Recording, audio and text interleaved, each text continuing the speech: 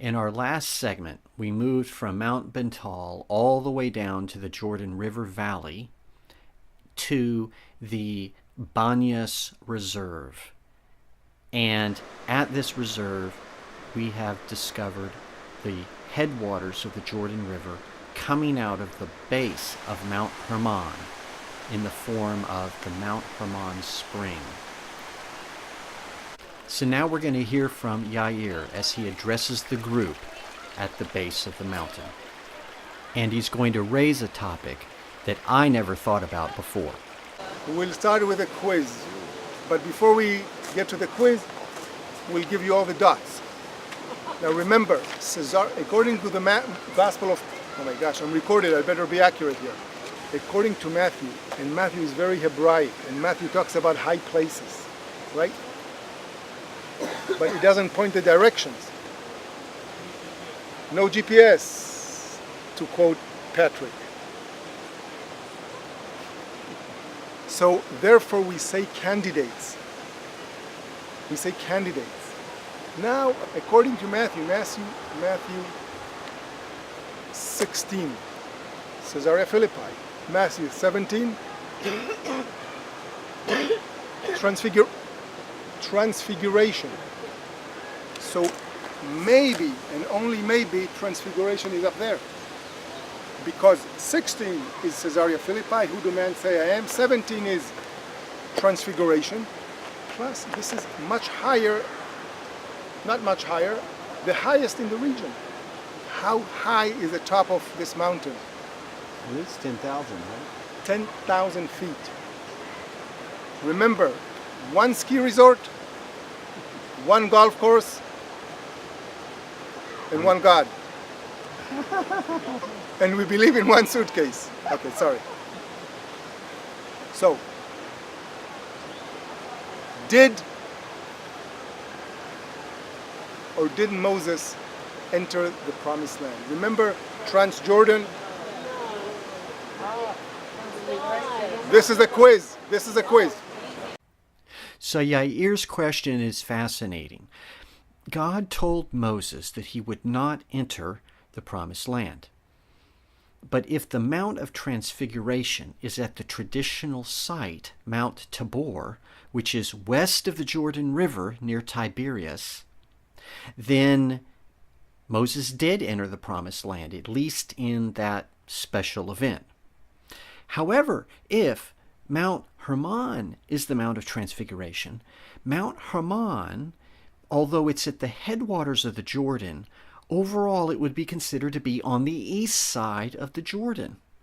So it would not violate the promise of God that he would not enter the land. And furthermore, Elijah crossed over the Jordan River on the east side of the Jordan River, and then he got caught up. And he appeared at the Mount of Transfiguration as well. So the fascinating idea here is that if Mount Hermon is the Mount of Transfiguration, then it holds true for both Elijah and Moses that they did not enter the land in order to appear on that mountain. And so nothing in the Hebrew Scriptures is violated. It's a tricky question. Okay, so that was the quiz of the day. There's so many Hebraism in Matthew. And we learned about one of them recently from our friend Gordon, Nehemiah Gordon, who's a Karaite. Because only in Hebrew things rhyme and pun. Pun, I mean in a different pun. There are some puns in Hebrew. Not the Lord pun, but American modern English pun. A pun, not a pan. A pan, yeah, pan. But my accent, maybe they didn't get my accent. You're playing on words again. Yes, this is a pun and a pun. A pan pun. Okay, let's stop here for a second. Let me explain this pun. The place that we are at right now is Banyas, the Banyas Preserve. The reason it's called Banyas with a B is that because in Arabic there is no P. Otherwise, the place would be called Panyas. Why? Because the god Pan was worshipped here. Okay, now let's continue. For example, Don't pan the puns. for example, in Matthew also it says, and His name will be Jesus because he will. It works only in one language. His name will be Yeshua because he will Yeshua. Yeah. His name will be Jesus because he will save. He will Jesus the people. Very good. Only in one language. So in Caesarea Philippi, it says, "Thou art Peter, and on this rock, Evan is Peter, Evne is I shall build." Evan, Evne. Oh, look at that. Only in Hebrew. Evan, Peter, rock. Evan is rock. Evan is a rock. And Evne is I'll build. It fits only in Hebrew. So let's stop here and explain. This was the place that Peter said to Jesus when he asked, "Who do you say that I am?" He said, "Thou art the Christ, the Son of the living God." And then Jesus responded by saying, "Thou art Peter, and on this rock I will build my church." The point that Yair is making is that in Greek it doesn't read so well because rock and I will build are completely different words. But in Hebrew, they are puns. Reading the Bible in the translation is not the real thing. Jesus spoke Aramaic. Also. No.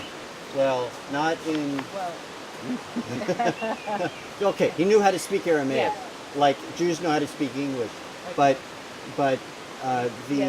there is way too much in Hebrew. yes, he really spoke Hebrew mainly, and all these things that are accredited in the Bibles for being Aramaic, the real word is Ivrit, meaning Hebrew. Yeah. So it's just that the scholars are taking the word Hebrew and turning it into Aramaic because they're not comfortable with him speaking Hebrew.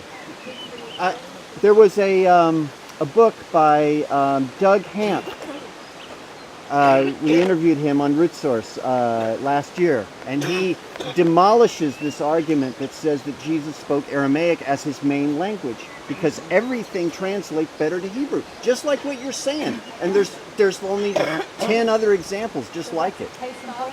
And obviously, I just go back to what we said in the beginning many times, that Matthew was probably addressing the Jewish people. Once they hear mountain, they become attentive. Why? Because they have in their collective memory Mount Sinai. So maybe he says Jesus went a mountain just so people will listen, rather than physically high mountain and so on. So Caesarea Philippi to be distinguished from other Caesareas, right? And who was Philippi in this case? King Herod the Great. King Herod the Great. Once he dies, and when does he die? 4 BC, most very likely. Or 1 BC. We don't But know. anyway, go We ahead. don't know because there's a big dilemma. Maybe our calendars are really off, but we know whenever he died, he inherits his land to 3 of his many children. Many children. Too many. Let's put it this way. Too many wives, too many children. So who are the sons? You know them. One is Antipas, right? Herod Antipas. One is Philip. And one is Archelaus also. So, and these sons were not too powerful. The Romans says, enough of you guys. We're bringing our own people like Pontius Pilate. Okay, so they got rid of the kids. But this was inherited to Philip, or Philippus, or Philippi, and that's why it's called Caesarea Philippi. Initially, Herod built it, he gave it to his son. So we're going to want, but basically, as far as you'll be able to see, it was a Roman city. Very spacious, typically, very spread out. But why here? What's so significant about here, this place? 2 things, but one very critical. Voila. Water. Not only the water, the source, right? The headwaters of the River Jordan. The River Jordan runs from here, literally. So actually, we are standing now on top of the source. Now, the source, much of it comes from what? From the. Remember, what is the geological formation of Mount Hermon? What is the geology?